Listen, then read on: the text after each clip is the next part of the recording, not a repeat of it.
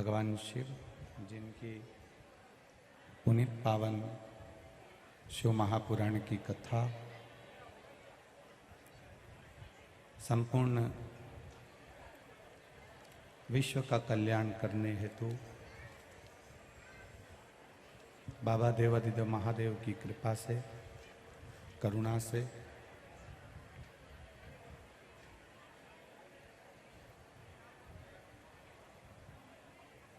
आप और हमको भगवान देवादिदेव महादेव की पावन शिव महापुराण की कथा श्रवण करने का सौभाग्य प्राप्त हुआ है। बड़े भाग्यशाली हैं बाबा देवादिदेव महादेव की पावन धरा पर निवास करने वाले सभी श्रोता भाई बहन, जो इतनी पवित्र भूमि अवंतिकापुरी में 7 दिवसीय शिव महापुराण की कथा का रस तत्व ग्रहण कर रहे हैं। देवादिदेव महादेव की यह पावन कथा भगवान शिव की कृपा से ही श्रवण करने का सौभाग्य मिला है।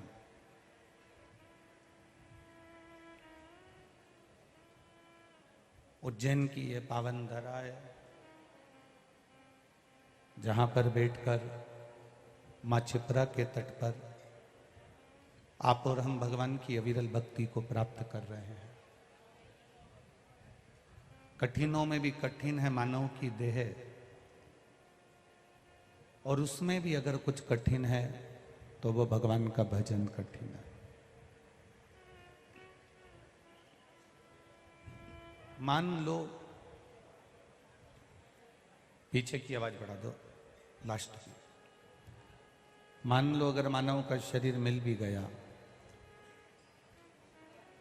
और शरीर मिलने के बाद भी अब भगवान का भजन नहीं कर पाए, शरीर प्राप्त करने के बाद भी हम शिव की शरणागति प्राप्त नहीं कर पाए, तो फिर ये मानव का शरीर पाने का फल क्या हुआ? भोजन करना, दुकान जाना, व्यापार करना, कमाना, परिश्रम तो एक श्वान भी करता है, परिश्रम तो एक पशु भी करता है, परिश्रम तो एक पक्षी भी करता है, जाता है, उड़ता है, तिनका ढूंढ कर लाता है, एक अन्न का भाग ढूंढ कर लाता है। पर परिश्रम के साथ में कोई कर्म अपने जीवन में ऐसा करते जाना कि जिंदगी भर आपको लोग याद करें कि इसने आकर मृत्यु लोक में कोई कर्म अच्छा करा था। कोई कर्म अपनी जिंदगी में ऐसा कर कर जाना कि दुनिया के लोगों को एक प्रेरणा मिल जाए। रावण भी था, रावण भी ब्राह्मण था और परशुराम भगवान भी ब्राह्मण थे। थोड़ा ध्यान देना, रावण भी ब्राह्मण है, परशुराम भगवान भी ब्राह्मण है, दोनों के कर्म अलग अलग हो गए।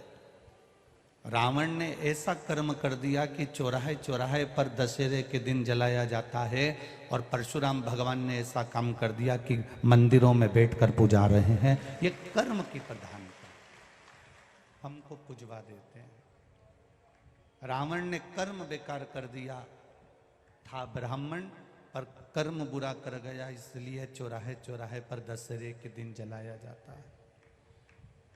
परशुराम भगवान भी ब्राह्मण है, पर उन्होंने पिता का कहना माना, माता का शीश भी काट दिया, पर पिता ने कहा मैं प्रसन्न हूं, मांग ले तुझे क्या चाहिए, और अपनी माता को वापिस जीवित मांग लिया। वो परशुराम भगवान है। हमारी जो पहचान है,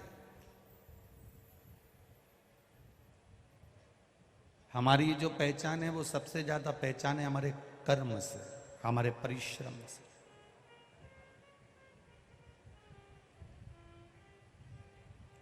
भारत की भूमि की सबसे बड़ी पहचान है कि यहाँ का व्यक्ति हिम्मत नहीं हारता। भारत की भूमि पर जिसका जन्म हुआ है वो कभी हिम्मत नहीं हारता, वो आगे बढ़ता चले जाता है और कुछ ना कुछ नया करने का प्रयास करता रहता है। ये भारत की भूमि की प्रबलता है। मृत्युलोक में अगर जन्म मिला है, भारत की भूमि पर जन्म मिला है, हम इस भूमि पर अगर जन्म लिए हैं तो अपने जीवन में एक चीज का स्मरण जरूर रखें कि अपने कर्म को श्रेष्ठ बनाने का प्रयास करें। आप जिस पद पर बैठे हो, आप जिस प्रतिष्ठा पर बैठे हो, आप किसी भी जगह पर आपका जॉब हो, नौकरी हो, आपका पद हो, प्रतिष्ठा हो, ये सब एक समय की सीमा में रहता है। पर जब समय चले जाता है उसके बाद सांसारिक जीवों से फिर संबंध बनता है।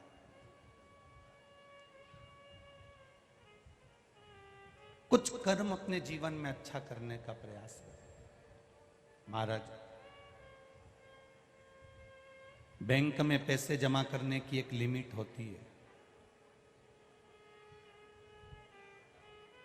एक दिन में इतना जमा होगा,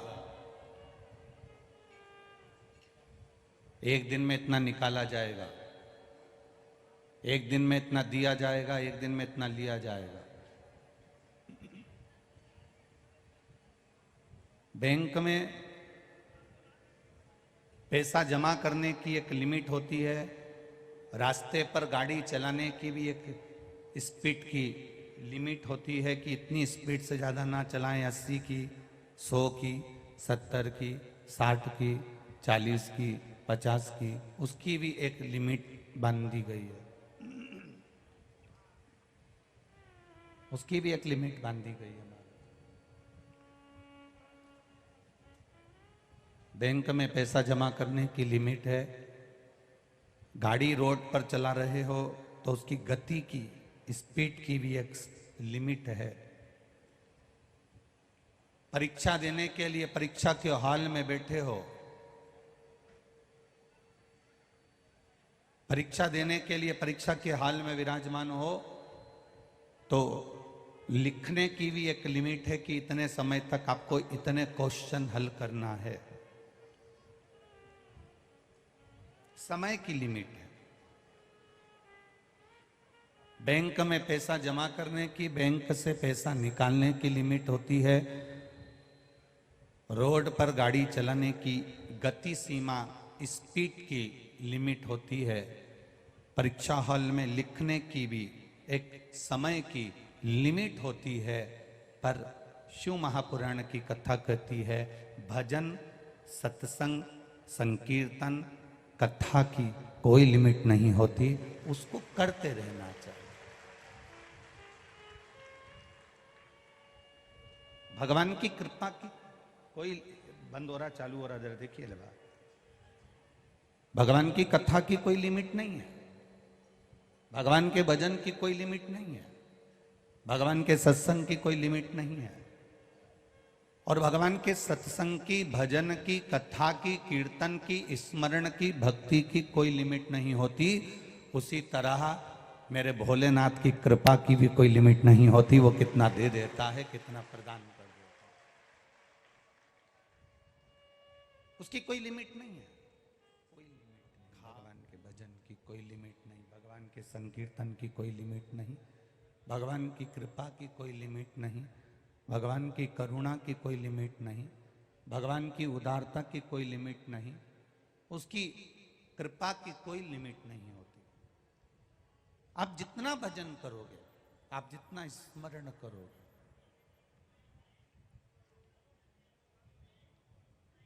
कल एक माताजी को व्हील चेयर पर लेकर यहाँ आए थे कथा में। उसका फोटो सुनील या आशीष के पास में होगा। ये बक्से चालू करो ना भाई, बक्से बढ़ाओ, इनकी स्पीड, प्रेशर बढ़ाइए थोड़ा सा माइक का। उसका फोटो आशीष जी या सुनील जी के पास में होगा, तो व्हील चेयर पर उसको लेकर आए।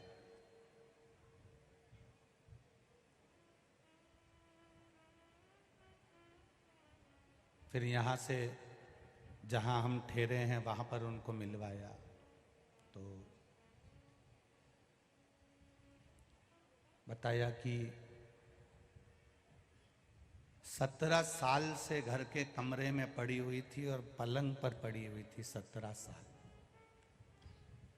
17 साल के बाद पहली बार घर से बाहर निकलकर शिव महापुराण की कथा तक आई।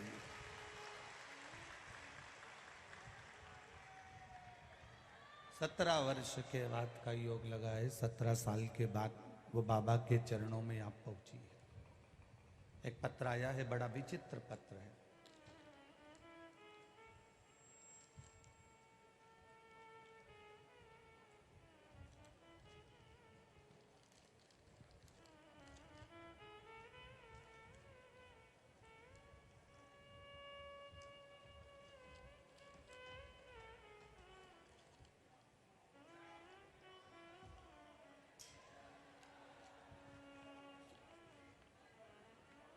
रीना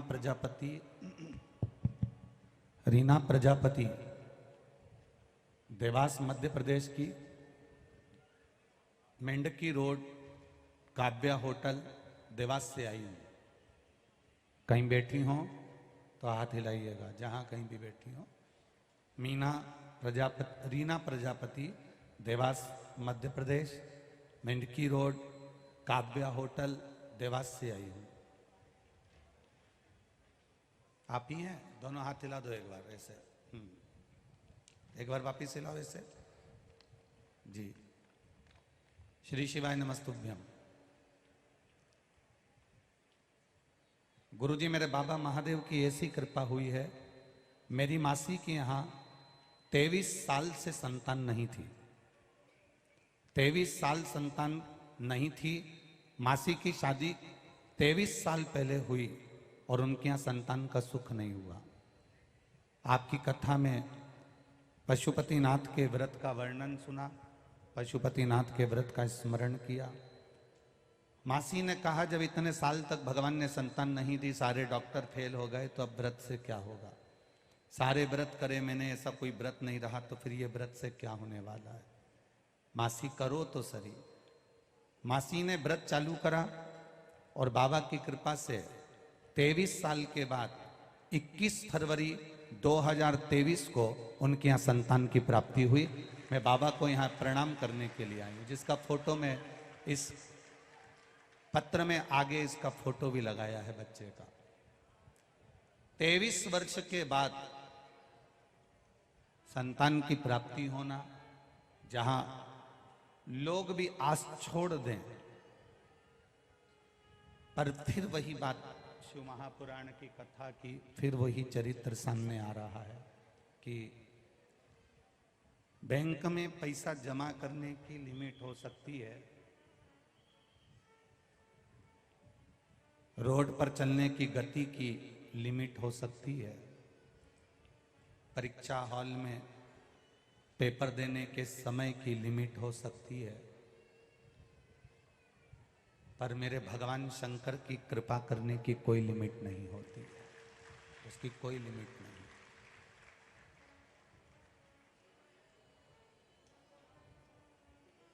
और ये उसकी करुणा बिना नहीं हो सकता, ये उसकी कृपा बिना नहीं हो सकता, ये उसकी दया बिना नहीं हो सकता।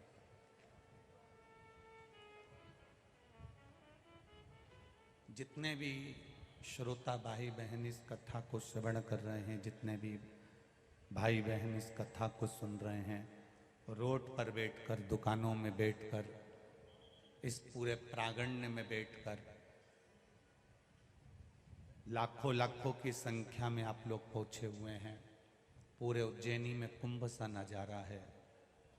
इतनी भारी संख्या में आप लोग पहुंचे हैं तो एक विश्वास लेकर पहुंचे हैं, और मेरा बाबा आपके इस विश्वास को तोड़ेगा नहीं, खाली झोली को भरकर ही भेजेगा, ये निश्चित था। छोड़ेगा नहीं।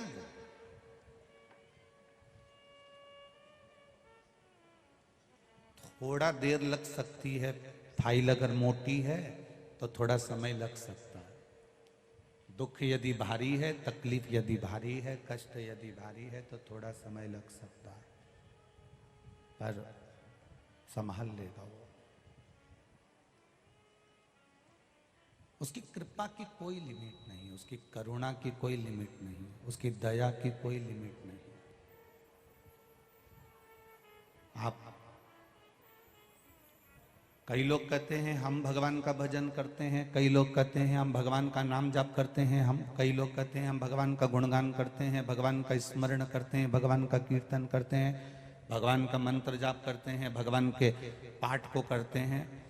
किसी की सामर्थ्यता नहीं है कि आप भगवान का भजन कर सको, किसी की सामर्थ्यता नहीं कि आप भगवान की कथा सुन सको, किसी की सामर्थ्यता नहीं कि आप भगवान के मंदिर जा सको, किसी की सामर्थ्यता नहीं कि आप भगवान का गुणगान कर सको। ये तो महादेव आपके भीतर बैठकर करवा रहे हैं। तो आप सत्संग कर रहे हो, कथा सुन रहे हो, भजन कर रहे हो, कीर्तन कर रहे हो, मंत्र जाप कर रहे हो, किसकी सामर्थ्यता हो? किसी की सामर्थ्यता नहीं।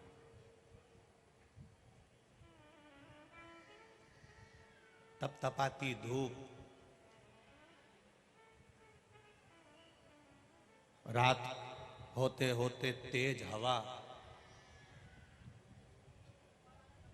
फिर बिजली का कड़कना, बादल का गरजना,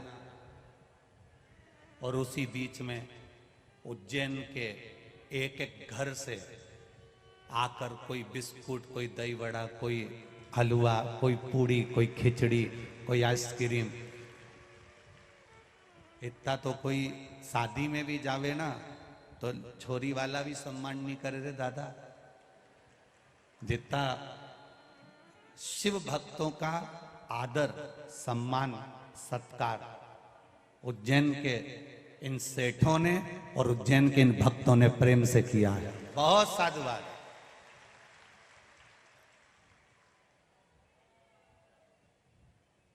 रात को मेरा उज्जैन के निवासियों से निवेदन है, दिन में आपको लगता है कि हमारी गाड़ी नहीं आ सकती, दिन में आपको लगता है कि इतनी दूर कैसे जाऊं, कैसे पहुंचूं, मेरा निवेदन है इन भक्तों का दर्शन दूसरी बार नहीं मिलेगा जो इतना विश्वास लेकर आए हैं। रात को भी आकर कर सकते करो। ये भूमि, जिस भूमि पर ये लाखों लोग बैठकर, लाखों भक्त बैठकर एक साथ भगवान शंकर के मंत्र जाप को कर रहे हैं। गला पकड़ रहा है बाबू, थोड़ा स्पीड बढ़ाओ।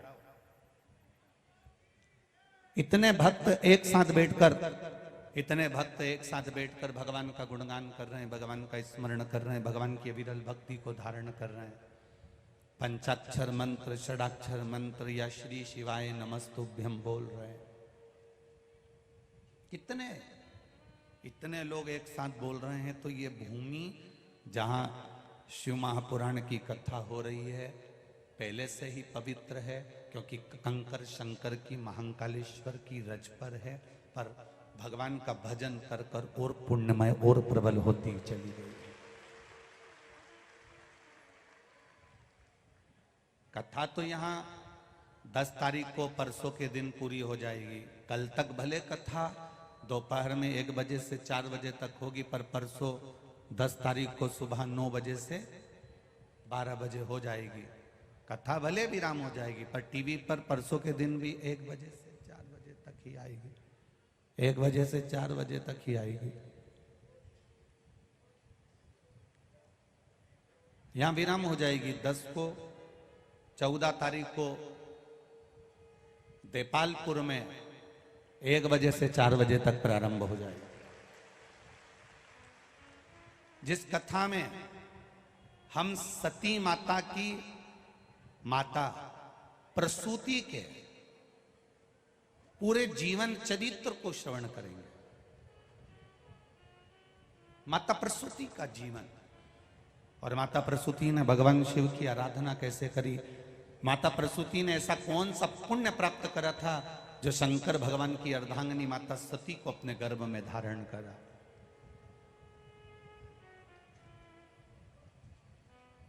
जिस नारी के 25-25 वर्ष तक संतान नहीं होती है, जिस नारी के 28 साल तक संतान नहीं होती, जिस नारी के 30 वर्ष तक संतान नहीं होती, वो माता सती की मां प्रसूति का स्मरण कर कर शंकर भगवान को वो कौन सी सामग्री चढ़ा दे कि 30 वर्ष बाद भी संतान का सुख उसको प्राप्त हो जाए।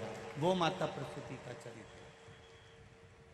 आज भी हॉस्पिटल में जहां बच्चा जन्म लेता है उस कक्ष का नाम माता सती की माता के नाम से रखा जाता है, प्रसूति कक्ष।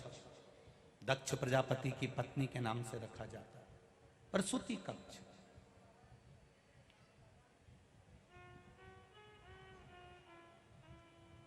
आखिर ऐसा क्या था माता प्रसूति के जीवन में?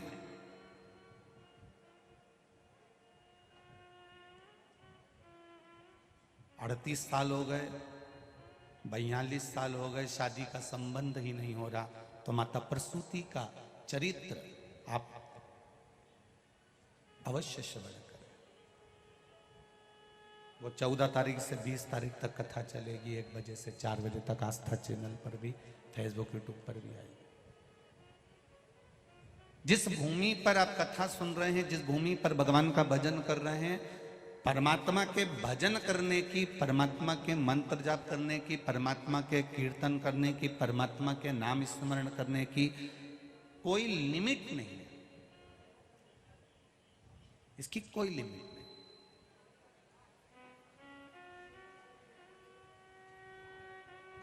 लोग कहें तुमसे बहुत हो गया, अब क्यों मंदिर जाती है,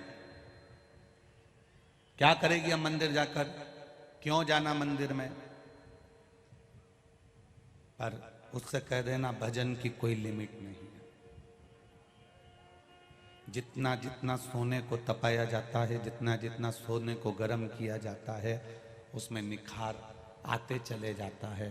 उसी तरह जितना जितना आप भगवान के मंदिर जाते रहेंगे, उसकी चौखट तक जाते रहेंगे, आप तो एक बात अपने ध्यान में रख लो कि शंकर का मंदिर, शंकर का शिवालय, जहाँ शंकर का शिवलिंग रहता है, शिवालय रहता है, शिवजी महाराज जहाँ पर विराजमान रहते हैं, वो स्थान पारसमणि है और अपन लोहे का टुकड़ा है।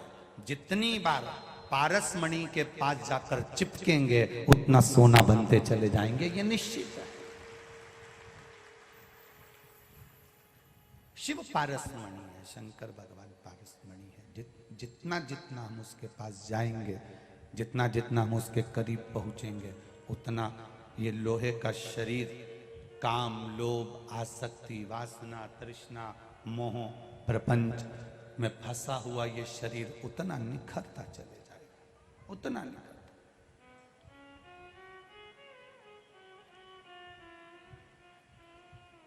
पाप करते करते मनुष्य थक जाता है।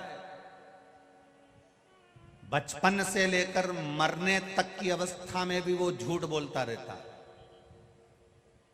छल करता रहता है, एक दूसरे को नीचा दिखाने का प्रयास करता रहता है, एक दूसरे को अपशब्द कहता रहता है, एक दूसरे को ताना देता रहता है, एक दूसरे को गाली देता रहता है। बचपन से लेकर मृत्यु की सैया पर पड़ा है, शमशान जाने की कतार पर पड़ा हुआ है, पलंग पर पड़ा हुआ है, तब तक भी वो छल करते रहता है।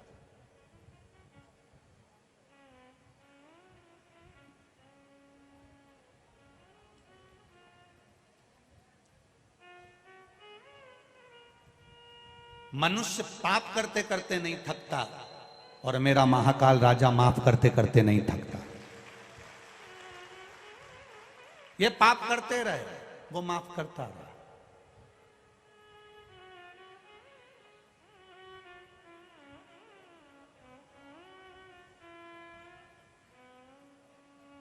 आपकी मेहनत, आपका परिश्रम आपको आपके मंजिल तक पहुंचा देता है। अभी परसों के दिन हम महापौर जी के साथ हनुमान जी के मंदिर गए थे, हनुमान जयंती पर। तो वो बताते हुए ले जा रहे थे, उनके साथ वाला बोला कि ये छोटी सी जो पान की दुकान है, ये महापौर जी इस दुकान पर बैठते थे। हमने उस दुकान को देखा तो जरा सी गुमठी, जरा सी गुमठी। हमारे मन में आया कि अगर महाकाल बाबा ने आपको किसी स्थान तक पहुंचाया है, महाकाल बाबा ने आपको अगर कोई पद दिया है, इस पान की दुकान से उठाकर किसी सिंहासन तक अगर बिठाया है महाकाल बाबा ने, तो ये महाकाल बाबा ने खुद की सेवा के लिए और उज्जैन निवास करने वालों की सेवा के लिए बिठाया।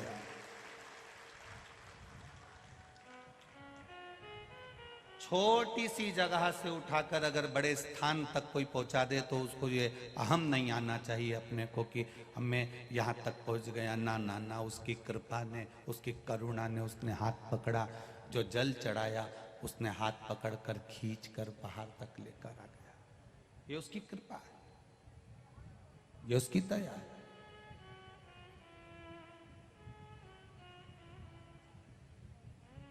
एक पत्र है,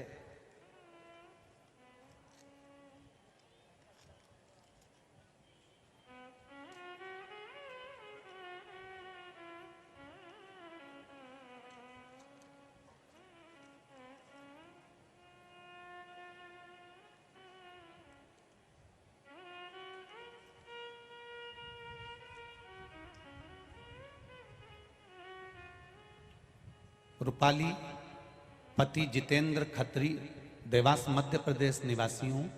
मेरा मायका उज्जैन में है। कहीं बैठी हो तो हाथ हिलाइएगा। रूपाली, पति जितेंद्र खत्री, देवास मध्य प्रदेश निवासी हूं। मेरा मायका उज्जैन में है। बाबा महाकाल की कृपा का वर्णन करना चाहती हूं। कहीं बैठी हो तो हाथ हिलाइएगा। गुरुजी, 2020 लॉकडाउन के बाद जब मैं अपने मायके उज्जैन गई, तब अचानक रात को 3 बजे मेरे बेटे शिवांश चित्रांश के पैरों में दर्द हुआ। सुबह होते दर्द बढ़ता ही गया। जब हमने उसे खड़ा किया तो वो पैरों पर खड़ा नहीं हो सका। उसके पैर पूरी तरह से बेकार हो गए। वो लड़खड़ा कर पैरों से जमीन पर गिर गया। उसके पांव काम करना बंद कर दिए। हम सब डर गए। उज्जैन के तेजनकर हॉस्पिटल में ले गए। वहां पर सब डॉक्टरों ने उसका इलाज करा और उन्होंने कहा इसके मसल्स में एक बीमारी हो जाती है, वो शायद हो गई है, पांव काम करना बंद कर दिए हैं, इसको इंदौर रेफर कर दिया। बीमारी का पता नहीं चल रहा था। कोई कह रहा था ये वो बीमारी है जिसको जीबीएस भी कहते हैं, जिसके अंतर्गत नसें काम करना बंद कर देती हैं और धीरे धीरे वो बंद हो जाता है। इसका इलाज कहीं नहीं। बहुत टेंशन हो गया। इंदौर लेकर गए और इंदौर के हॉस्पिटल में आईसीयू में उसको रखा गया। 4 महीने हो गए पर उसके पांव काम करना प्रारंभ नहीं करे। गुरुदेव, उसका फोटो में लगा रही हूं। जब वो 3-4 महीने तक जैसा कैसा हॉस्पिटल में पड़ा रहा, पर दोनों पांव उसके, आप लोग आप ही हैं, दोनों हाथ से हिला दो एक बार। इस बच्चे ने इसके दोनों पांव 3 से 4 महीने तक हॉस्पिटल में पड़ा रहा। शरीर के पांव काम करना बंद कर दिए। एक बीमारी जिसमें नसें चौक होना प्रारंभ हो जाती है, उसका फोटो उन्होंने लगाया है इंदौर CHL अपोलो का, जिसमें वो बच्चा पड़ा था। 4 महीने हो गए, पांव काम करना बंद कर दिए। आखिरी में डॉक्टर ने कह दिया इसको घर ले जाओ। घर ले आए। तब जब हम लेकर आए तो इसकी मासी और नानी बाबा महाकाल पर जाती हैं, रोज बाबा का दर्शन करती हैं, शिव महापुराण की कथा रोज सुनती हैं गुरुदेव। उन्होंने कह दिया, वो सियोर वाला महाराज कहता है कि जल चढ़ाओ, पानी पिलाओ, बेलपत्र खिलाओ। बस शिव जी को जल चढ़ाना चालू करा, बेलपत्र खिलाना प्रारंभ करा और भगवान श्री हनुमान जी का स्मरण करा, शिव जी का स्मरण करा, श्री शिवाय नमस्तुभ्यम, महामृत्युंजय सभी का स्मरण किया। गुरुदेव, थोड़ा समय जरूर लग गया पर उसके पांव तो भी ठीक नहीं हुए। पशुपति व्रत करना प्रारंभ करा और बाबा की कृपा से जल पिलाते, होठों पर लगाते, शरीर पर लगाते। धीरे धीरे 8 महीने में बच्चे ने पांव पर चलना प्रारंभ करा।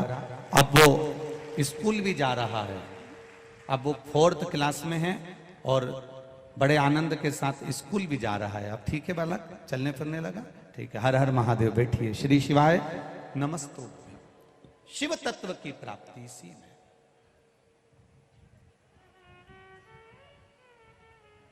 लोग कहते हैं देवादिदेव महादेव क्या देता है, लोग कहते हैं भगवान शंकर क्या देता है, लोग कहते हैं भगवान शिव क्या प्रदान करता है। शिव महापुराण की कथा कहती है वो जब देता है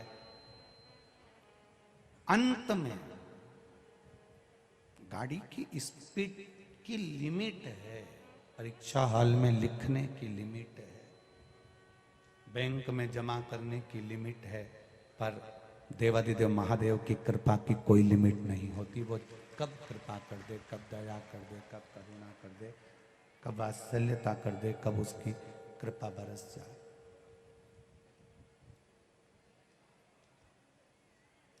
आप विश्वास के साथ में कथा को सुन रहे हो, आप भरोसे के साथ कथा का स्मरण कर रहे हो, आप भरोसे के साथ कथा को सुनने बैठे हो। और जितने भरोसे के साथ आप सुनोगे, जितने विश्वास के साथ आप उसको श्रवण करोगे, उतने विश्वास के साथ वो आपकी झोली भरने के लिए आतुर रहेगा। पाप करते करते मनुष्य नहीं थकता और कृपा करते करते मेरा काल अधिपति महाकाल नहीं थकता। कितना पाप कर रहे हैं,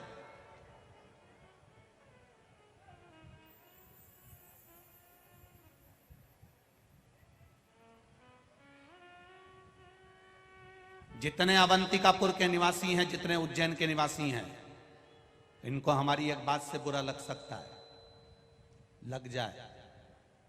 दूसरी बार नहीं यार बुलाना, भले तुम नहीं बुलाओगे चलेगा, मेरा महाकाल हमें बुलाएगा, ये निश्चित है। अवंतिकापुर वासियों को, काशी में रहने वालों को, सोमनाथ में रहने वालों को, ओमकारेश्वर में रहने वालों को, मल्लिकार्जुन में रहने वालों को, केदारेश्वर में रहने वालों को, भीमाशंकर में रहने वालों को, वैद्यनाथ में रहने वालों को, नागेश्वर में रहने वालों को, जितने जितने रामेश्वर में रहने वाले, जितने हमारे ज्योतिर्लिंग हैं, इन ज्योतिर्लिंग में जितने लोग निवास करते हैं, अपना घर बनाकर रहते हैं, अपना व्यापार करते हैं, वो चाहे किसी धर्म का हो, किसी वर्ण का हो, किसी समाज का हो, किसी भी धर्म का हो, अगर वो किसी तीर्थ में निवास कर रहा है तो उस तीर्थ का जो भगवान है, उस तीर्थ का जो देवता है, उस तीर्थ के देवता का भले वो दर्शन करने ना जाए, परंतु उसके शिखर का दर्शन प्रतिदिन करना चाहिए।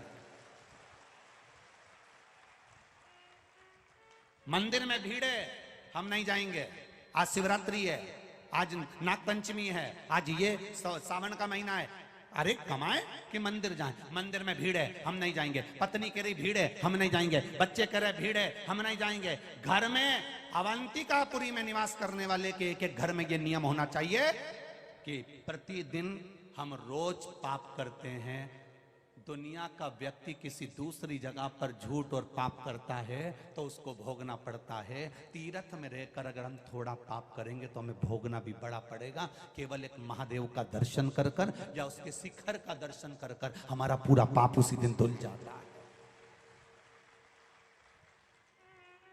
रोज भोजन जरूरी है, उसी तरह रोज शिखर का दर्शन जरूरी है। शिखर का दर्शन रोज जरूरी है, प्रतिदिन रोज।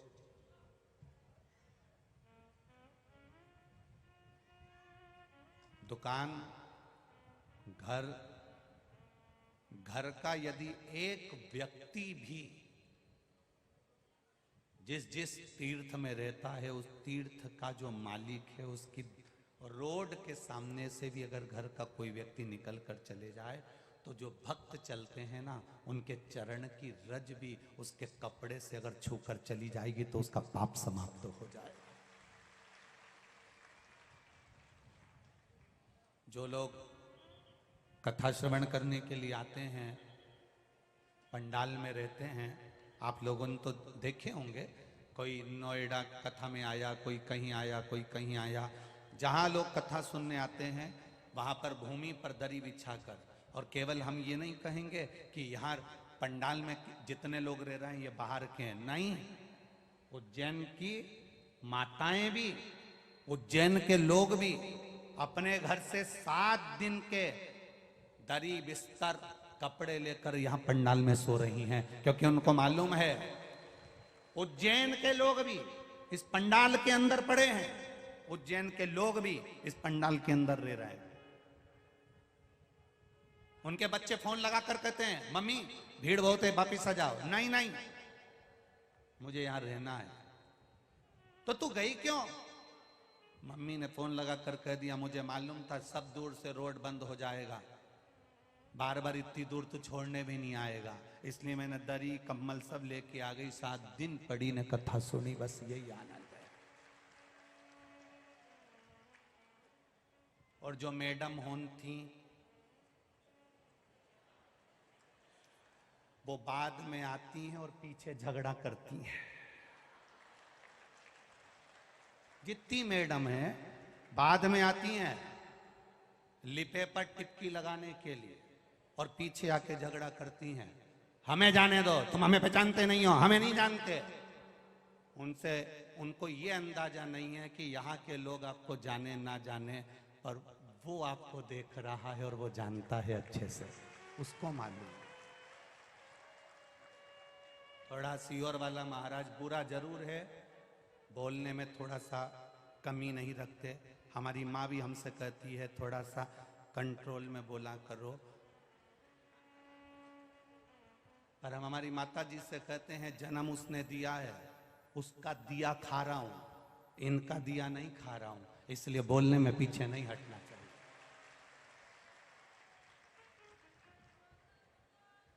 उसकी कृपा।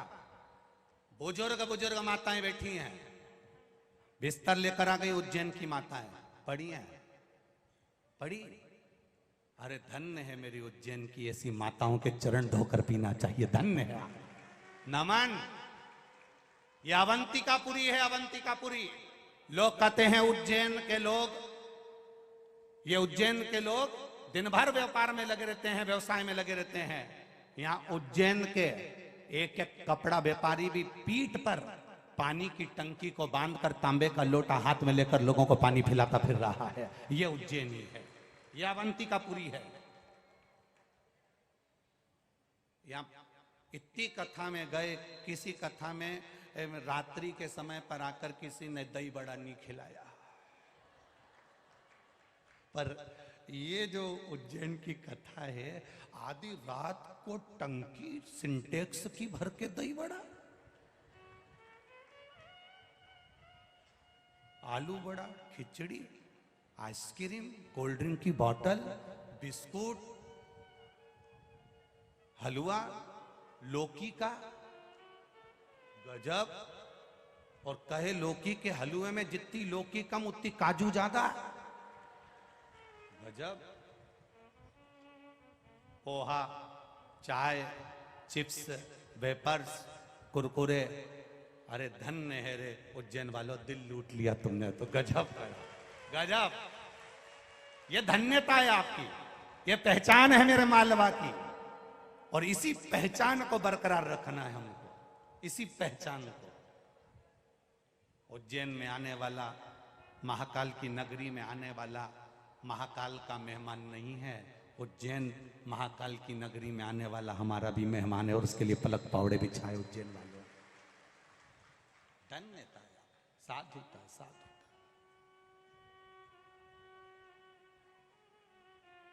क्या रात्रि को माताएं भजन गाने में लगी हैं, खूब आनंद में नाचना। इस बोलो रिजी जी, आनंद है, खूब भजन, खूब कीर्तन, आग लगे बस्ती में अपन रहो मस्ती में। क्या आनंद का, इसी को आनंद कहते हैं, इसी को।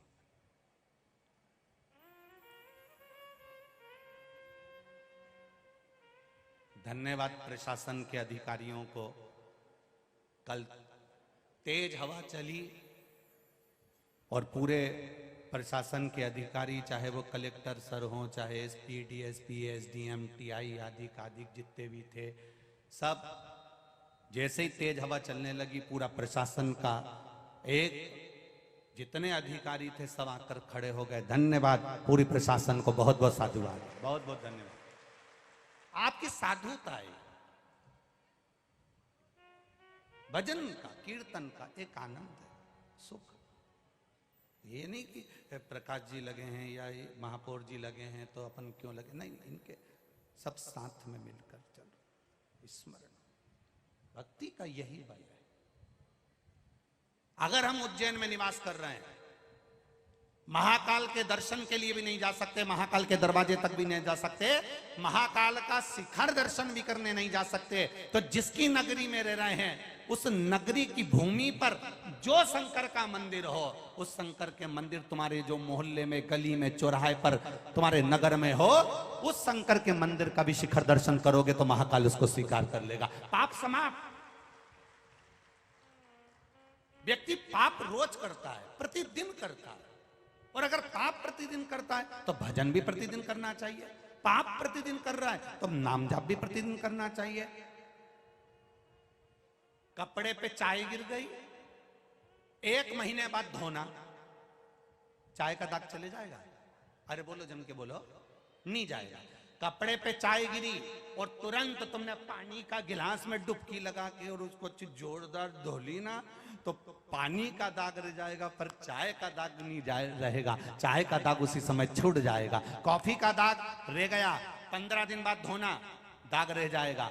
कोल्ड ड्रिंक पी, उसका दाग लग गया, वो दाग भी रह जाएगा। पर तुरंत सब्जी गिरी, धोया, चाय गिरी, धोया, कॉफी गिरी, धोया, सामान गिरा, धोया, खीर गिरी, धोया। अगर कुछ कपड़े पर गिरा और उसी समय धो लिया तो वो दाग समाप्त हो जाता है। हम रोज झूठ बोलते हैं, हम रोज पाप करते हैं, हम रोज कपट करते हैं, तो हमें रोज भजन करना चाहिए। उसी दिन धुल जाएगा, उसी दिन धुल जाएगा।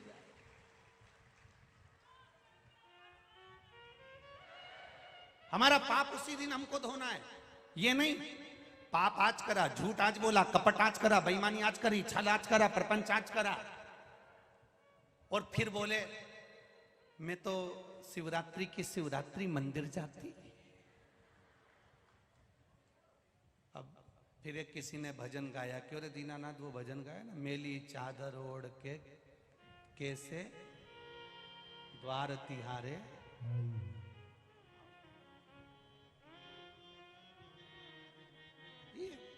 इतना दाग लग गया कि वो अब छूटे कैसे? क्यों? क्योंकि ये कह रही थी मैं तो शिवरात्रि शिवरात्रि जाती, कोई कह रही थी मैं सोमवार सोमवार जाती, कोई के मैं नागपंचमी पे जाती, कोई के मैं अष्टमी पे जाती, कोई के मैं भगवान की जब शाही सवारी निकलती तब जाती, कोई के मैं जब जाती। जरा विचार करिएगा, स्मरण करिएगा, अपने भीतर बुद्धि में उतारिएगा। चाय गिर गई, 1 हफ्ते बाद धोगे, दाग पड़ा रह जाएगा। कॉफी गिर गई, 1 हफ्ते बाद धोगे, दाग पड़ा रह जाएगा।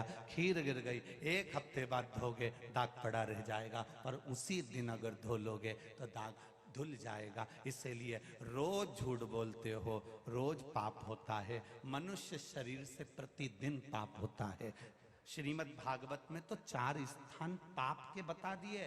पहला, झाड़ू लगाते समय छोटे छोटे जीव मर जाते हैं, उसका पाप माथे चढ़ जाता है।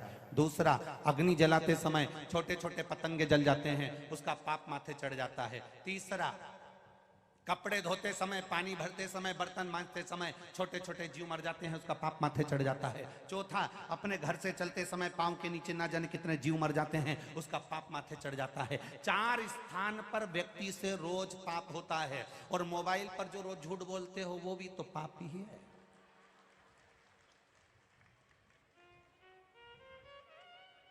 जरा जरा सी बात में हम झूठ कर रहे हैं। दुकान पर बैठकर एक की चीज 4 में बेच रहे हैं, ये भी तो पाप ही है। हम नित्य प्रति पाप कर्म में झूठे डूबे हुए हैं। किसी के साथ छल कर दिया, किसी के साथ बेईमानी कर दी, किसी को गाली दे दी, किसी को अपशब्द कर दिया, किसी का अपमान कर दिया, किसी को नीचा दिखा दिया। रोज का तो पाप कर रहे हैं। अगर हम रोज का पाप कर रहे हैं तो हमें रोज प्रतिदिन शिव महापुराण की कथा को सुनकर वो पाप को धो देना चाहिए। प्रतिदिन धो दो, रोज का रोज धो।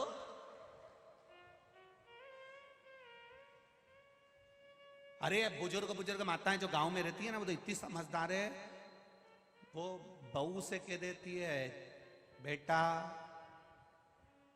बेलन के धोखे रख दीजो। तो बहू के मम्मी कल भी तो रोटी बनेगी, तो रोज रोज बेलन काहे को धोना, आटा चिपक जाएगा तो रोटी फटी जाए। आटा चिपका और बेलन से तुमने बेला और बेला तो रोटी फट गई, रोटी बेकार हो गई। फिर वो बिलाए नहीं, चकोटी नहीं धोके रखो तो चकोटी, तवा को नहीं धोके रखो तो तवा।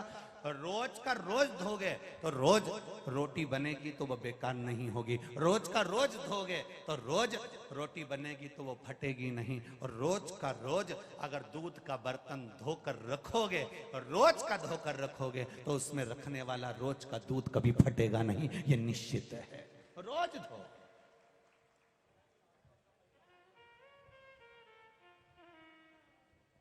पर हम नहीं धोते। बच्चों से कहो रोज शिव जी के मंदिर जाओ, बच्चों से कहो रोज एक लोटा जल चढ़ाने जाओ, बच्चों से कहो रोज भगवान शंकर के मंदिर तक जा, उसकी चौखट तक जा, उसके दरवाजे तक जा, प्रतिदिन जा, सुनेगा वो। एक पत्र है, देखिए,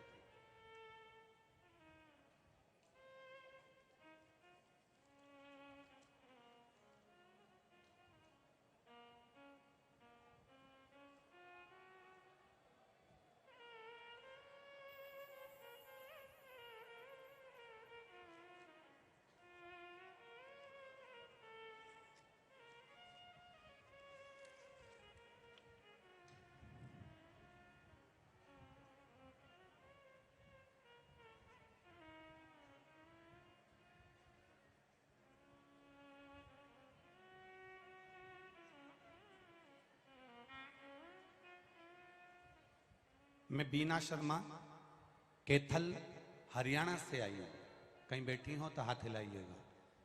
बीना शर्मा कैथल हरियाणा, बीना शर्मा मैं कैथल हरियाणा से आई हूं गुरुदेव। मेरा मोबाइल नंबर यह है, बाबा की कृपा का क्या बखान करूं गुरुदेव। मेरा बेटा 30 अप्रैल 2022 की रात को उसकी अचानक तबीयत खराब हो गई और हमने उसको दिल्ली दिखाया। जांच करने के बाद डॉक्टर ने कहा कि इसका लीवर डैमेज हो गया है, इसको बदलना पड़ेगा, ऑपरेशन की तैयारी करिए। गुरुजी, मैं रोज शिव महापुराण की कथा सुनती थी। डॉक्टर को दिखा कि मैं अपने बेटे को लेकर घर आ गई। डॉक्टर ने ऑपरेशन का बोल दिया। बेटे से कहा बस एक काम कर, अगर लीवर डैमेज हो गया है तो शंकर के मंदिर जाना चालू कर। डॉक्टर ने दवाई दी कि 1 हफ्ते तक इस दवाई को खाना, फिर जांच करेंगे वापिस। डॉक्टर ने 1 हफ्ते तक की दवाई दी और हमने भी बाबा के पास जाकर 1 हफ्ते तक बेटे से जल चढ़वाना प्रारंभ करा। जल चढ़ाता, बेलपत्री और जल का आचमन करता। 1 हफ्ते बाद वापिस दिल्ली में जब जांच हुई, 30 मई 2022 को उसकी दोबारा जांच करी गई और बाबा की कृपा से उसका लीवर ठीक हो गया और उसने काम करना प्रारंभ कर दिया लीवर में। ये शिव तत्व है। एक पत्र और बड़ा सुंदर आया है, देखिए।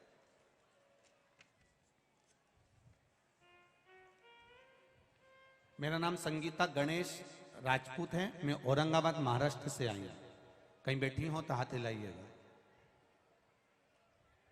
मेरा नाम संगीता गणेश राजपूत, मैं औरंगाबाद महाराष्ट्र से आई हूं, कहीं बैठी हो तो हाथ हिलाइएगा। औरंगाबाद महाराष्ट्र से आई हूं। मेरी बेटी 3 साल से सरकारी की नौकरी तैयारी कर रही थी। 3 साल से वो एग्जाम दे रही थी लेकिन उसकी नौकरी नहीं लगी। फिर एक दिन टीवी के माध्यम से आस्था चैनल पर कथा सुनी और पशुपति व्रत धारण करा। मैंने अपनी बेटी की जॉब के लिए 5 सोमवार पशुपति व्रत किया। जिस दिन उसकी एग्जाम थी उस दिन सुबह सुबह ही हम शिव मंदिर गए। फिर आपने जो शहद लगाकर बेलपत्री वाला उपाय बताया था वो करा। उस पर बेलपत्री पत्ते पर शहद लगाकर शिवलिंग पर चिपका दिया। मेरी बेटी ने बताया कि उसका एग्जाम बहुत अच्छा गया। फिर 1 महीने बाद रिजल्ट आया और मेरी बेटी का Maharashtra state electricity board assistant engineer की पोस्ट पर मेरी बेटी का सिलेक्शन हो गया। ये शिव तत्व है, ये शंकर।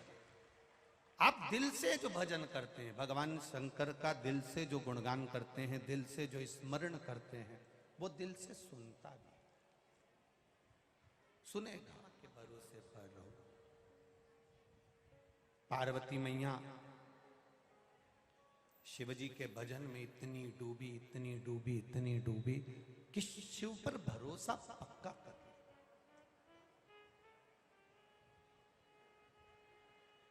और भरोसा भी कोई साधारण नहीं होता। कई लोग कहते हैं कि हम महादेव के मंदिर जाते हैं, हम शिव जी के मंदिर जाते हैं, हम भगवान के मंदिर जाते हैं, तो क्या भगवान हमको देखता है? क्या भगवान हमको देखता है? शिव महापुराण की कथा कहती है, इतने लोग बैठे हुए हैं, आप किसी एक व्यक्ति को थोड़ी देर तक देखते रहो, देखते रहो, देखते रहो, देखते रहो, देखते रहो, वो एक बार नहीं देखेगा, दो बार नहीं देखेगा, तीन बार नहीं देखेगा, चार बार नहीं देखेगा, कुछ मत बोलो, केवल देखते रहो। कुछ कहने की जरूरत ही नहीं है, केवल देखते रहो, देखते रहो। और यदि आप देखते रहोगे, देखते रहोगे, देखते रहोगे, तो एक ना एक बार आपकी निगाह उसकी निगाह से मिल जरूर जाएगी। उसी तरह तुम मंदिर जाते रहो, जाते रहो, जाते रहो, जाते रहो, जाते रहो, एक ना एक दिन वो मेरे महाकाल बाबा से आपकी निगाह मिल जरूर जाएगी, ये निश्चित है। आप जाओ उसकी चौखट।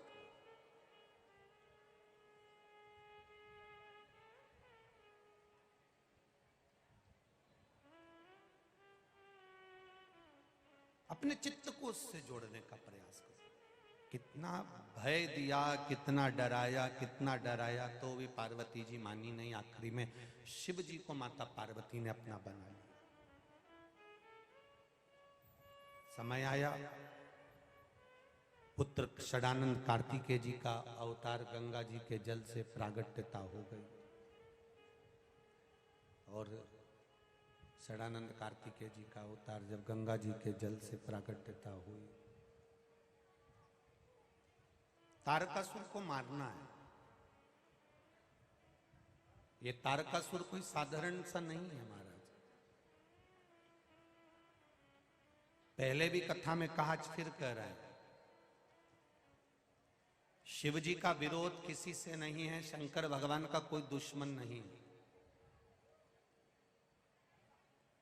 इंद्र के दुश्मन हो सकते हैं,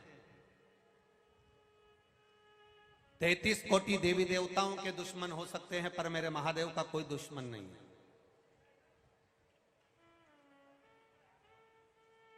अंधकासुर, तारकासुर, भस्मासुर, जितने भी इन असुरों का संवाद निकाल कर देखिए, एक एक असुर की बात निकाल कर देखना, एक एक। और ज्यादा दूर नहीं, आपके पास में गीता प्रेस गोरखपुर की अगर शिव महापुराण की कथा हो तो उसको पढ़कर देखना। आप किसी का विरोध महादेव से नहीं है, एक का भी।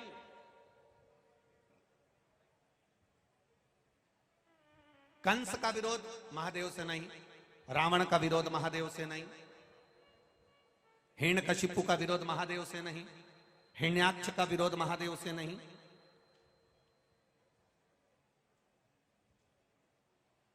महादेव से किसी का विरोध नहीं।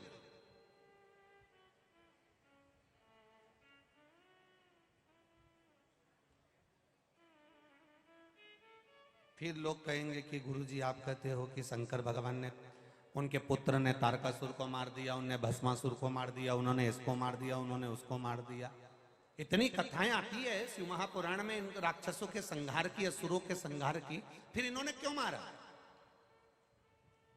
आखिर इन्होंने मारा क्यों? क्योंकि शिव महापुराण की कथा कहती है भगवान शंकर का किसी से विरोध नहीं है। इंद्र की सत्ता हिलती है, वो ब्रह्मा जी के पास जाते हैं, ब्रह्मा जी भगवान विष्णु के पास जाते हैं, भगवान विष्णु भगवान शिव के पास जाते हैं। जब जब असुर आते हैं, जब जब राक्षस बढ़ते हैं, जब जब उपद्रव मचाते हैं, ये सब घबराने लगते हैं और घबराते घबराते देवादिदेव महादेव के पास चले जाते हैं। महादेव कहते हैं क्या चाहिए तुमको?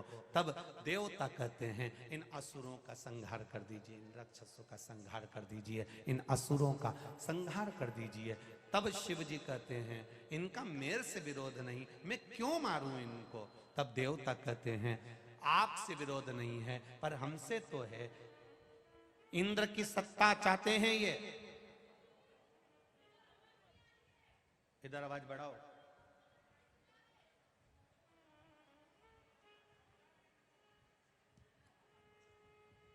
क्या नहीं है?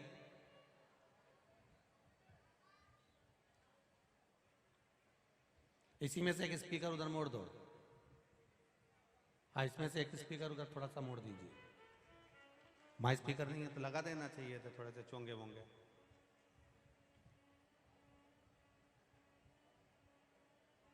शिव जी का किसी से विरोध नहीं, भगवान शंकर का किसी से विरोध नहीं।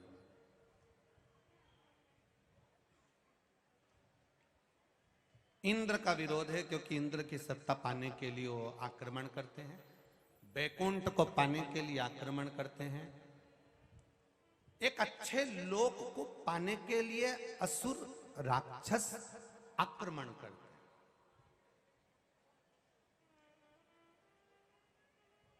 एक अच्छे लोक को पाने के लिए। पर किसी राक्षस से कहा जाए, किसी असुर से कहा जाए कि तुम वैकुंठ मत लो, तुम इंद्रलोक पर आक्रमण मत करो, तुम वैकुंठ लोक पर आक्रमण मत करो, तुम तो एक काम करो, यहाँ पृथ्वी पर आओ और कैलाश लोक ले लो, भगवान शंकर का कैलाश ले लो, भगवान शिव का कैलाश धाम ले लो। नहीं, असुरों को, राक्षसों को इंद्रलोक चाहिए, वैकुंठ लोक चाहिए, ब्रह्म लोक चाहिए, पर कैलाश धाम नहीं चाहिए। कारण क्या है? इंद्र लोक मिल जाएगा तो सत्ता धारण करेंगे, वैकुंठ लोक मिल गया तो सत्ता धारण करेंगे, ब्रह्म लोक मिल गया तो सत्ता धारण करेंगे, और अगर कैलाश धाम मिल गया तो मां सत्ता नहीं, मां केवल भजन हो पाता है, भक्ति हो पाती है, और कुछ केवल भजन होगा, केवल भक्ति होगी, केवल स्मरण होगा, उसके सिवा कुछ नहीं होगा। अब यहां क्या हो रहा है? ये आप लोग आए हो कथा सुनने के लिए, यहाँ कुछ हो रहा है क्या?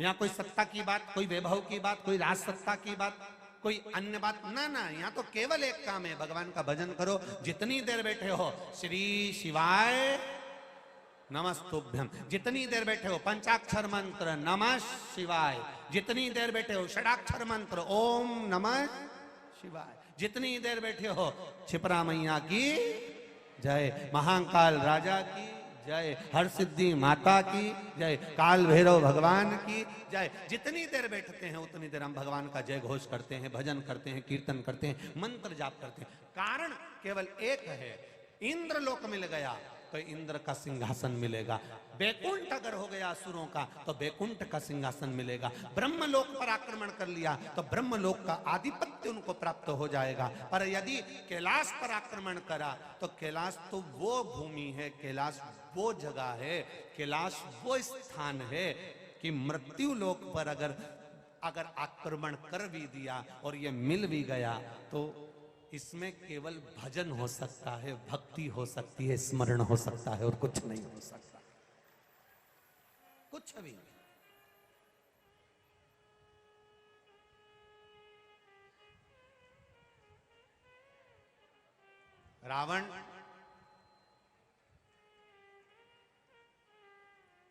रावण अपना विमान लेकर जा रहा है और रावण अपना विमान लेकर जा रहा है, और विमान में बैठकर जब रावण इंद्रलोक से निकल कर गया विमान नहीं रुका, वैकुंठ लोक से निकल कर गया विमान नहीं रुका। एलईडी चालू करो उधर की, एलईडी बंद है क्या? एलईडी चालू करवा उधर की। इंद्रलोक से निकल कर गया विमान नहीं रुका, वैकुंठ से निकल कर गया रावण का विमान नहीं रुका, ब्रह्मलोक से निकल कर गया रावण का विमान नहीं रुका। और रावण जब विमान में बैठकर कैलाश के ऊपर से जाने लगा तो विमान आगे उड़ने को तैयार नहीं हुआ और भूमि पर आकर गिर गया।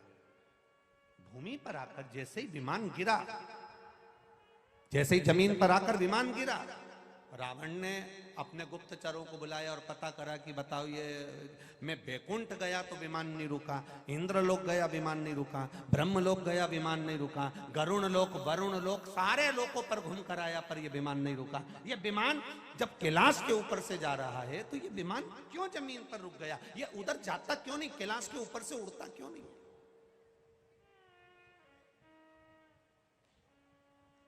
आखिर ये कैलाश के ऊपर से जा क्यों नहीं रहा? ये आगे क्यों नहीं बढ़ रहा? ये विमान आगे क्यों नहीं जा रहा? तब गुप्तचरों ने कहा, इस कैलाश पर देव अधिदेव महादेव रहते हैं, माता पार्वती जी के साथ रहते हैं, इस कैलाश पर भगवान शंकर विराजमान है, इसलिए ये विमान उस पर से नहीं जा सकता। इतने में रावण को क्रोध आ गया, रावण को क्रोध आया और रावण ने कहा, विमान कैलाश पर्वत पे से नहीं जा सकता तो मैं कैलाश को उठा कर ले जाता हूं।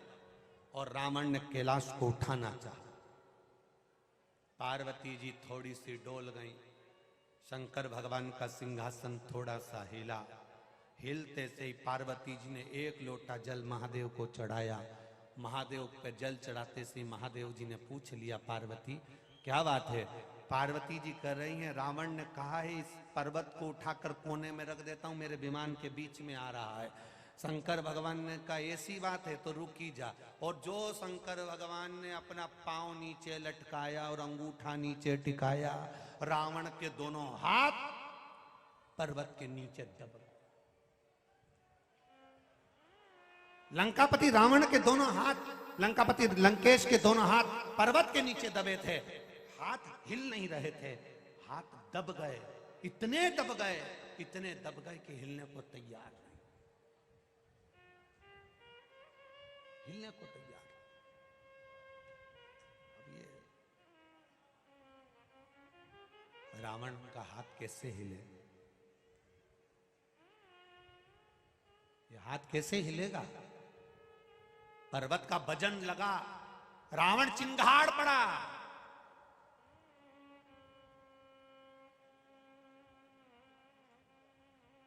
चिंगाड़ा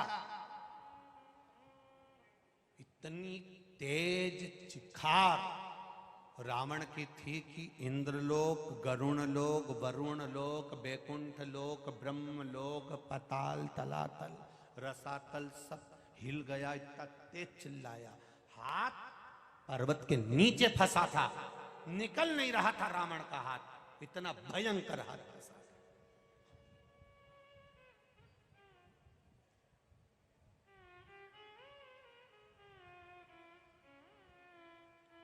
अपने गुप्तचरों से कहा, कोई तो आओ। आवाज लगाई, रावण ने चिंघारा, चिल्लाया, एक गुप्तचर उसके पास में नहीं आया। सुख होता है तो गुप्तचर भी तुम्हारे साथ होंगे, सुख होगा तुम्हारे साथ में सब, सुख होगा तुम्हारे साथ में सब होंगे, सुख होगा तुम्हारे साथ ढेर खड़े होंगे, सुख होगा, प्रतिष्ठा होगी, पद होगा, सत्ता होगी, कुर्सी होगी, तुम्हारे साथ करोड़ों लोग खड़े मिलेंगे। जैसे ही दुख आया, थोड़ा सा तुम्हारा काम बिगड़ा, थोड़ा सा तुम्हारा बस प्रतिष्ठा, नाम, काम थोड़ा सा खत्म हुआ कि तुम्हारे अपने भी तुम्हारा साथ छोड़कर चले जाएंगे। ये रावण की कथा है।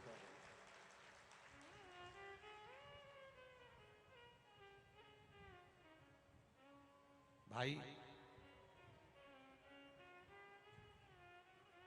रावण के लिए एक शब्द बोला जाता है, विनाश काले, बोल जम के बोलो जरा, सबको मालूम है ना, विनाश काले विपरीत बुद्धि।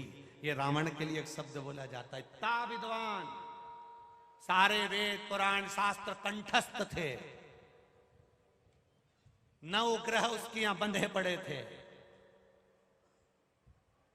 सोने का महल, सोने की अटारी, समुद्र के बीच में पुष्पक विमान उसके पास में था, और बुद्धि कहां गई? कोई पूछ रहा था, गुरुजी ये बुद्धि क्यों बिगड़ जाती है? हमने कहा ऐसा नहीं है कि बुद्धि कभी कभी बिगड़ती है। जैसे नारी, स्त्री रजस्वला धर्म में आती है रजो धर्म में आती है, स्त्री 7 दिन तक काम नहीं करती है। उसी तरह महीने में एक बार बुद्धि भी रजस्वला हो जाती है, 7 दिन काम नहीं करती।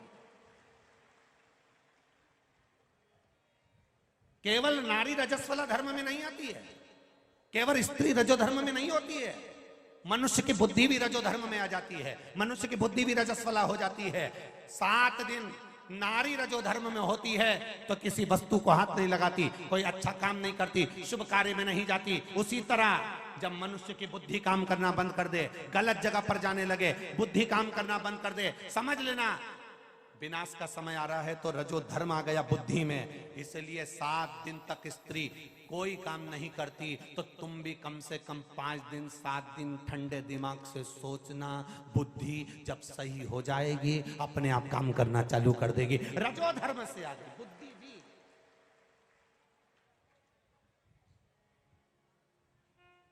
बहुत जल्दी में लिया गया निर्णय खराब हो जाता है, बहुत जल्दी में, क्विकली निर्णय। बोलो साहब, लड़की पसंद है क्या तुमको? आज की आज बोलना पड़ेगा, हाँ भरो या ना भरो। बोलो साहब, मैं तो अभी के अभी सुन के जाऊंगा और एकदम चुटकी में न तुरंत निर्णय लेने की तैयारी। तो विनाश काले विपरीत बुद्धि, तुम भी घर जाओ, आराम से सोचो, ये भी घर जाएं, आराम से सोचें। लड़की के लिए लड़का ठीक है क्या, लड़के के लिए लड़की ठीक है क्या, परिवार हम दोनों के लिए बीआई जी साहब ठीक है क्या, है समधी जी एक दूसरे का आदर सत्कार करने वाला है कि नहीं, सोचे तो सही। कभी कभी बुद्धि भी रजस्वला हो जाती है, गलत जगह पर चली जाती है, गलत विवेक, गलत बुद्धि गलत जगह पर पहुंच जाती है। हम सोचते अच्छा हैं पर गलत जगह पर जाती है। कई लोग ऐसे हैं, मंदिर में दर्शन करने गए, शंकर जी को जल चढ़ाने गए और मंदिर में जाकर बुद्धि बिगड़ गई। राम राम कितना कीचड़ करके रखा है, पंडित जी थोड़ा ध्यान नहीं रख सकते? तो तू क्या कर रही, तू ध्यान रख रहे? सब पंडित करेंगे तो तुम क्या करोगे? बुद्धि कहां गई थी? लोटा भर के जल चढ़ाने। चढ़ाना किसको था? बोलो बोलो, जम के बोलो जरा। महादेव को। और दृष्टि कहां चली गई? इतना मंदिर में आ रहा है पर रत्ती भर का काम नहीं करा रहा, सब खाए जा रहे, खाए जा रहे, खाए जा रहे। अब तू जल चढ़ाने गई थी कि पंडित को देखकर ये देखने गई थी कि कितना आ रही है और कितना खा रही है? बोलो विनाश काले, बोलो बोलो, जम के बोलो जरा। बिगड़ी कि नहीं बिगड़ी? 1 मिनट में बुद्धि बिगड़ गई, 1 मिनट में।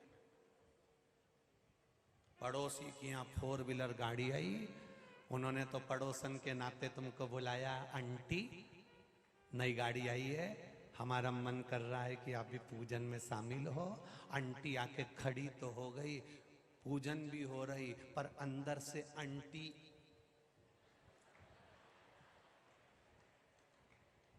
अब आंटी जाने की वो आंटी के अंदर कितनी घंटी बज रही है। अब बुद्धि ठीक नहीं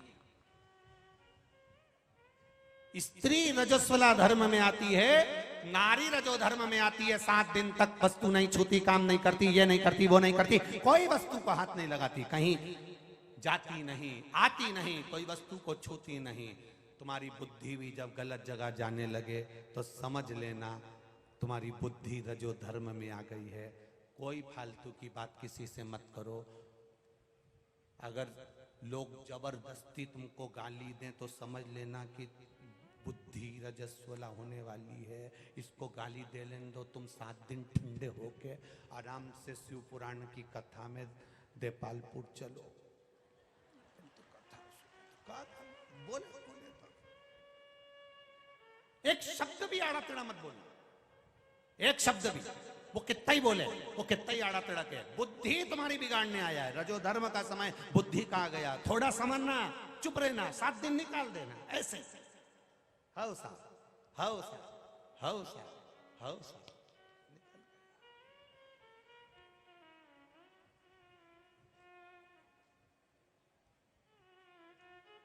कोई तुमसे कितना ही के कथा हो जाएगी तब तुझे अच्छे से देख लूंगा, कह देना मैं तैयार होके तेरे दरवाजे पे जाऊंगा, उसमें क्या दिक्कत है। मैं भी जाऊंगा, तुम तैयार होके सुबह का नाश्ता वास्ता बना, भाभी पोया अच्छा बनाए, नुक्ति का सेव डाल के खा लेंगे, कई दिक्कत है, देख लेना, और दोनों एक दूसरे को देख लेंगे, उसमें कई दिक्कत। पर बुद्धि जब रजस्वला होती है, विवेक जब रजस्वला होता है, गलत विचार, गलत सोच, गलत दृष्टि। कई लोग ऐसे हैं, मंदिर के अंदर प्रवेश करने से पहले, मंदिर की मूर्ति को नहलाने से पहले, मंदिर के अंदर दर्शन करने से पहले भी किसी किसी की बुद्धि में गलत गलत विचार आने लगते हैं। पॉजिटिव नहीं, नेगेटिव सोचने लगता है। किसी किसी के साथ ये भी होता है। जब हम भजन में मन लगाते हैं और मन नहीं लग पाता ना, तो उसके लिए भी शिव महापुराण की कथा कहती है, केवल एक बेलपत्री, इसके दोनों भाग में, ये जो बेलपत्री है इसके दोनों भाग में लाल चंदन, और ये जो डंडी है इसके पीछे चंदन की, पीले चंदन की एक गोली, पीले चंदन की एक गोली लगा लो, या पीले चंदन में इस डंडी को भिंगा लो। अशोक सुंदरी वाली जगह पर पत्ती का मुंह जहां से पानी बहकर जा रहा है उधर, और डंडी का मुख अशोक सुंदर वाली जगह पर जहां शिव जी का शिवलिंग है उस ओर मुख कर कर, जो ये लाल चंदन लगी हुई और डंडी में पीला चंदन लगी हुई, जो इस पत्ती को समर्पित कर देता है, मंदिर में जाने पर जिसके विवेक में गलत सोच आ जाती है, गलत बुद्धि आ जाती है, गलत सपने दिखते रहते हैं, गलत विचार आते रहते हैं, दिन रात आंख फड़कती रहती है, हर पल ये सोचता रहता है कि एक्सीडेंट ना हो जाए, ऐसा लगता है इनके साथ कुछ गलत ना हो जाए, ऐसा लगता रहता है कि बच्चे के साथ कुछ गलत ना हो जाए। उसको सोमवार की अष्टमी के दिन एक बेलपत्र, लाल चंदन दोनों पत्नी में, पीछे पीला चंदन अशोक सुंदरी वाली जगह पर समर्पित कर देना चाहिए, तो जिंदगी में वो भय और गलत सोच समाप्त हो जाए। दृष्टि में वो सोच आती ही नहीं।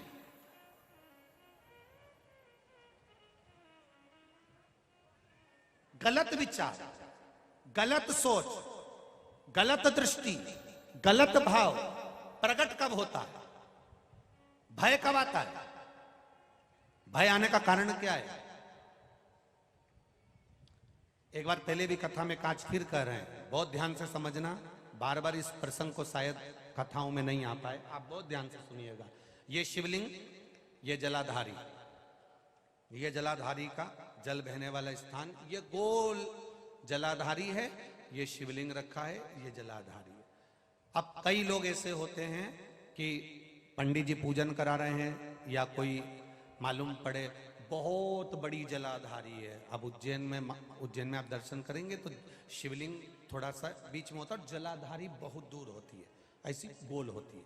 अब आप लोग जब पूजन करने बैठते हैं तो महाराज जी ने जैसे ही महादेव को चंदन लगाया और चंदन लगाकर हाथ में जल लेकर हाथ धो दिया, तो धोया काय पे?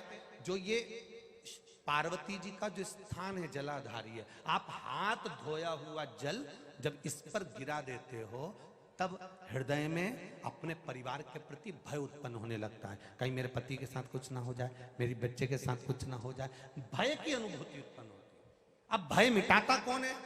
मान लो सपने गलत आ रहे हैं, विचार गलत आ रहे हैं, दृष्टि गलत हो रही है, ऐसा लग रहा है कि अभी एक एक्सीडेंट हुआ था, दूसरा एक्सीडेंट फिर ना हो जाए, ऐसा लग रहा है एक बार दुकान डाल ली, दूसरी बार घाटा ना लग जाए, पहले घाटा लग चुका है, एक दुकान डाली थी वो नहीं चली, दूसरी फिर न चलेगी तो क्या होगा? जिसके मन में ऐसा विचार आ जाता है, उसको केवल एक बेलपत्री, दोनों पत्तियों में लाल चंदन, डंडी में पीला चंदन, जलाधारी पर जो अशोक सुंदरी बनी है वहां बस इस तरह से उसको रख देना है। जिंदगी में कभी भय आता ही नहीं है, भले कितनी भी तुमने सोच ली हो। एक दुकान में घाटा लग भी गया तो दूसरी दुकान दमकर चलती ही है।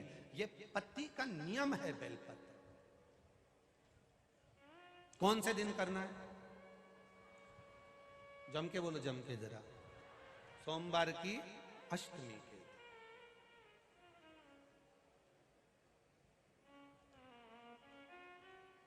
शिव तत्व कर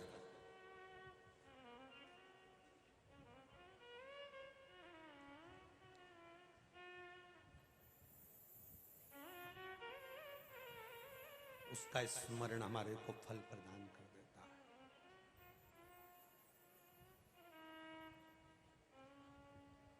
भजन में चित्त को रमाना और उसके साथ सुख को पाना। कथा कह रही, आप दिल से उसको कहो, वो दिल से सुनेगा। जब श्री शिवाय नमस्तुभ्यम कहा जाता है, 2 क्षण के लिए हम मौन होते हैं, तब उससे पंडाल में बैठकर ये बात कह देना शिव पुराण के सामने कि मैं तेरे भरोसे पर आई हूं, तेरे बल पर आई हूं। विश्वास कहता है बाबा इतने पत्र जो भेजे हैं, इसमें एक पत्र मेरा भी 3 महीने के अंदर यहां पहुंच जाएगा। ये विश्वास सहजता नहीं है शिव पर। आप करोगे भजन तो मिलेगा उसका फल।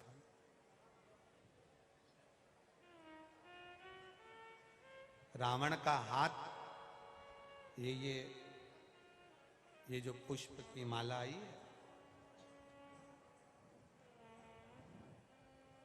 ये फिरोजाबाद से प्रत्येक शिव महापुराण में ये फूल की माला बनाने वाला भैया एक साधारण सा गरीब सा है, पर हर साल हमारे बीच में आदरणीय स्वामी जी पधारे हैं रामानुजकोट से। एक बार जोरदार ताली बजाकर शिव तत्व। ये माला जो भाई लेकर आते हैं वो फिरोजाबाद से इतना नीचे आ गए थे, इतना नीचे आ गए थे, इतना नीचे आ गए थे। बाबा से प्रार्थना करी, हर कथा में फिरोजाबाद से माला लेकर यहाँ पहुंच जाते हैं। एक बार जोरदार ताली बजाएं उनके लिए। प्रत्येक कथा, ऐसी कोई कथा नहीं जाती जिसमें वो नहीं आते। ये शिव तत्व, ये भगवान देवादिदेव महादेव की करुणा, उदारता, उनकी कृपा। एक बार हमारे बीच में आदरणीय स्वामी जी सरकार रामानुजकोट से पधारे हैं। एक बार जोरदार ताली बजाकर स्वागत करें सरकार का। आपका आशीर्वाद पूर्व में भी हर पल हर क्षण प्राप्त होता रहा है। बड़ा प्रेम, बड़ा स्नेह सरकार का रहा है। शिव तत्व की प्राप्ति हो। शिव महापुराण की कथा कह रही, भरोसा नहीं टूटना चाहिए, विश्वास डिगना नहीं चाहिए। जब हमारा भरोसा, हमारा विश्वास पक्का हो जाता है तो परमात्मा को मिलने में देरी नहीं होती। लंकाधिपति रावण का हाथ कैलाश पर्वत के नीचे दब गया। उसका कारण केवल इतना था कि विनाश काले विपरीत बुद्धि। आपको अभी कथा में कहा कि बुद्धि भी रजस्वला हो जाती है, काम नहीं करती। 7 दिन उस बुद्धि को भगवान के सहारे पर छोड़ देना चाहिए। जब तुम्हें लगे मन काम नहीं कर रहा, तुम्हें लगे कि चित्त काम नहीं कर रहा, तुम्हें लगे कि अब ये हृदय, मेरी बुद्धि काम नहीं कर रही, तो समझ लो कि यह रजो धर्म में हो गई। इसको अभी पड़े रहने दो, अब कोई नया काम अभी नहीं करेंगे, अभी थोड़ा सा रुको फिर सोचेंगे। पर लंकापति रावण ने तो बड़ी जल्दबाजी करी। ऊपर से अगर विमान नहीं गया तो उसने कैलाश पर्वत को उठाने का विचार कर लिया, और कैलाश पर्वत को उठाकर एक और रखने का विचार करा। चिंगाड़ दिया, हाथ दब गए। तब क्षमा मांगी भगवान देवादिदेव महादेव से। जिस समय चिंगाड़ रहा था उस समय पर जो साथ में रहने वाले थे वो भी भाग गए थे, कोई बच्चा ही नहीं था, कोई नहीं बचा। सुख की घड़ी में सब साथ देंगे, पर दुख की घड़ी में कोई तुम्हारा साथ नहीं देगा। वो दुख की घड़ी में केवल एक ही है, वो कालाधिपति महाकाल राजा, वो आपका साथ देगा, ये निश्चित। मेरे बाबा दया करना, मैं तेरे भरोसे हूँ। आप सब बोलो, दीनानाथ तू नहीं बोलेगा, जितने बैठे हो सब इस लाइन को बोलना चाहिए, बार बार बोलना चाहिए। मेरे बाबा दया, मैं तेरे भरोसे, मेरे बाबा दया, मैं तेरे। ना घर के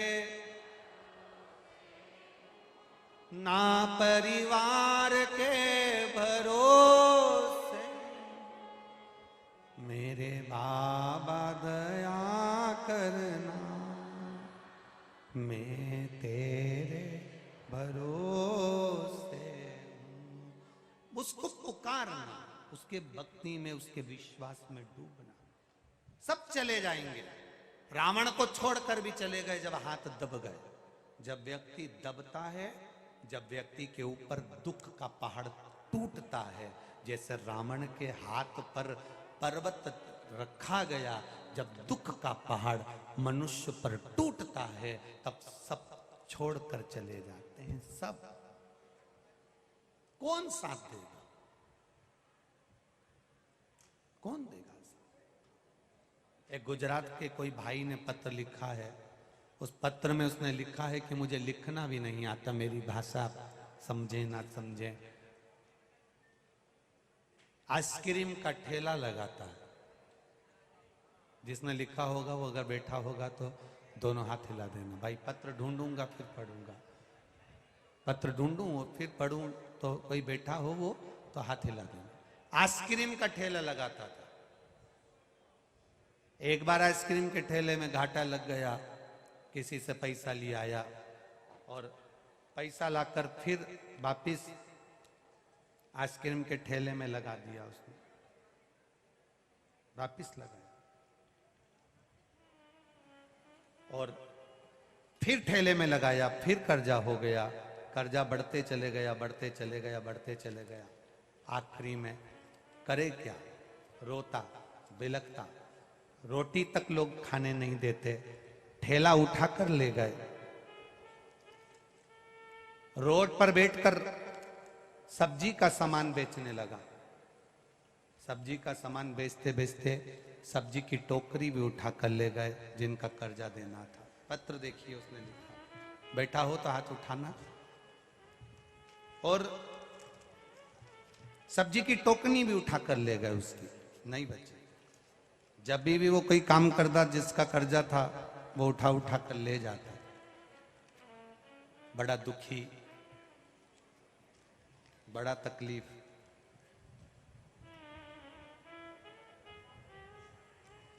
करे तो करे क्या? आखिरी में उस कतार पर पहुंच गया कि अब इस प्राणों को नहीं रखना। तब उसकी पत्नी ने कहा कि एक बार पशुपति व्रत कर लेते हैं, अगर बाबा चाहेगा तो कर्जा तो चुकाएगा। सियोर वाला महाराज कहता रहता है, करे तो सही।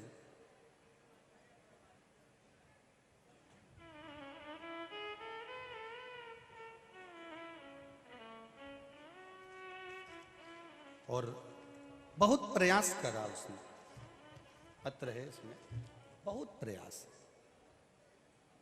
पशुपति व्रत प्रारंभ करे, शिव जी को जल चढ़ाना प्रारंभ करा, आंवले के वृक्ष की पूजन चालू कर दी, जो पहले कार्तिक महत्तम में वर्णन कर।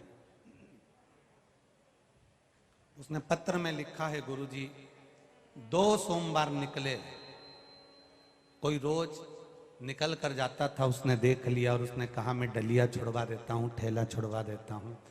और उसने मेरा ठेला छुड़वाया।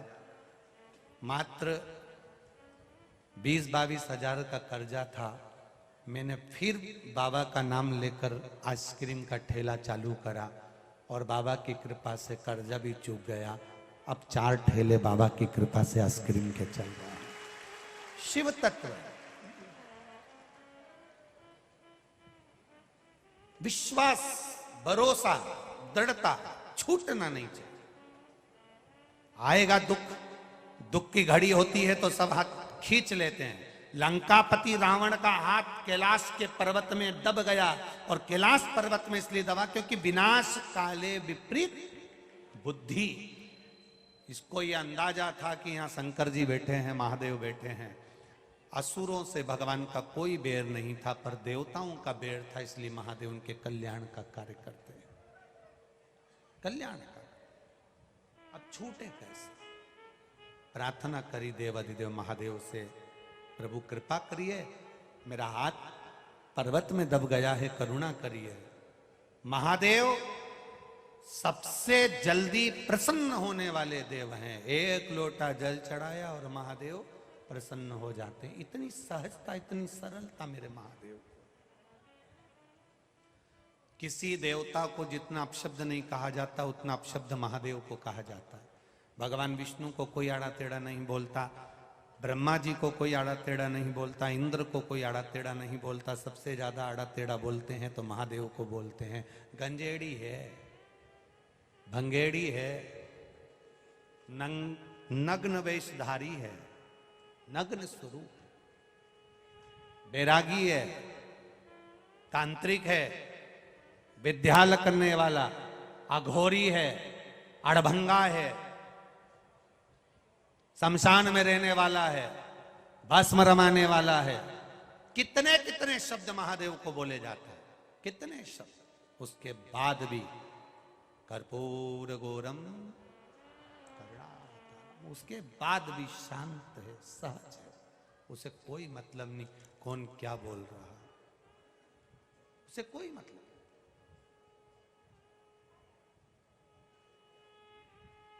घोड़े के पीछे और पैसे वाले के आगे कभी मत चलना, कभी भी लात मार देते हैं।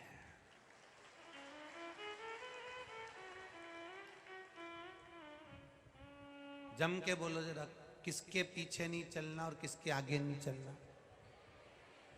सीख के जाना है शिव पुराण में से।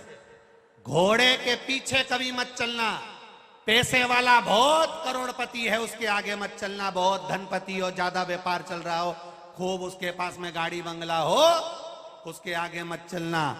घोड़े के पीछे चलोगे और पैसे वाले के आगे चलोगे, कभी भी लात मार देगा, पर मेरे महादेव के साथ चलोगे तो जिंदगी को तार देगा।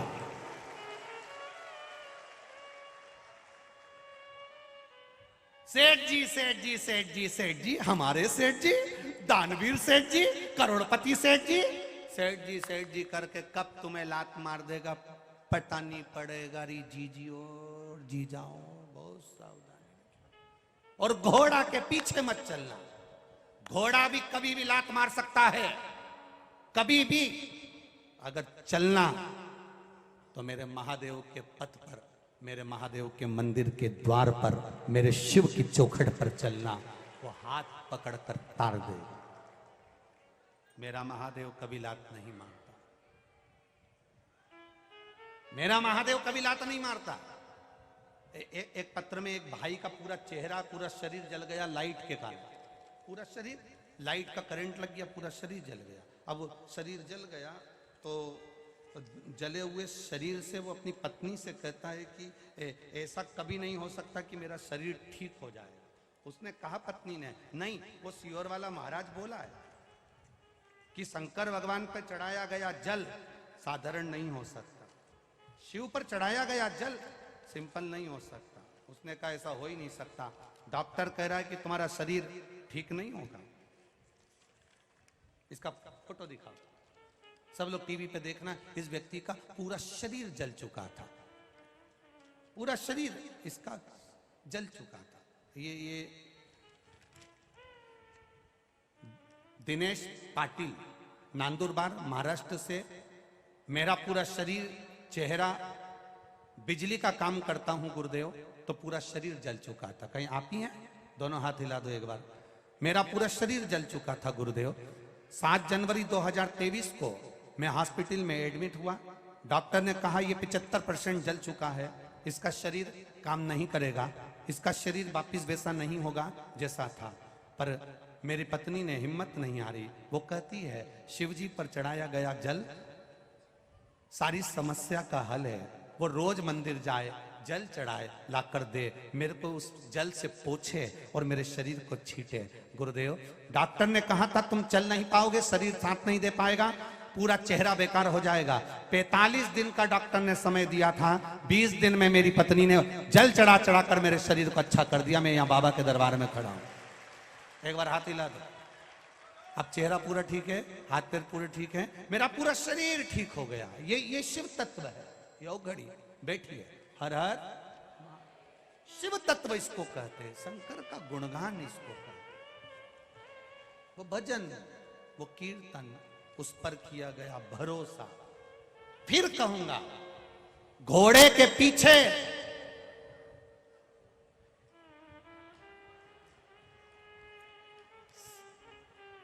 पैसे वाले के आगे मत चलना, लात मार देंगे कभी भी।